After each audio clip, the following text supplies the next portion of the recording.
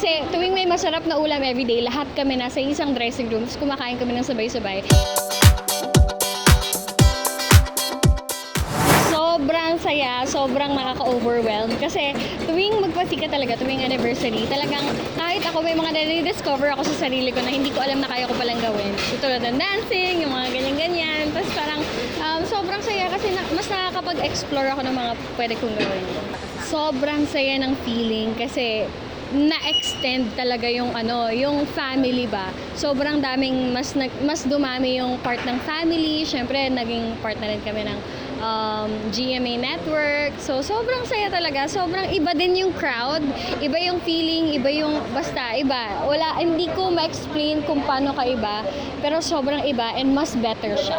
Kasi tuwing may masarap na ulam everyday, lahat kami nasa isang dressing room, tapos kumakain kami ng sabay-sabay. So, dahil nga kumakain kami sabay-sabay, mas nakikilala namin yung isa't isa, mas nakaka-bonding, nakakapag-usap-usap, ganon.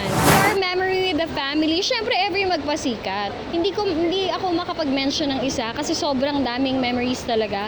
Pero for me, bukod sa magpasikat nga, yung mga, kunyari, kung sino may birthday sa labas, yung labas-labas, yung mga kwentuhan, as in yung mga bondings talaga na very genuine, yung mga biglaan. So, ayun yung core memories ko. Actually, meron na kaming plans ng family ko, bahay lang kami, kasama yung mga cousins ko, and gusto namin maranasan ulit yung overnight, kasama yung mga pinsan mo, 'di ba? Kasi nung mga bata kayo, 'di ba, lagi 'yon magkakasama. And ngayon hindi na siya nangyayari. So gagawin namin siya this year again for for the longest time, parang before pa.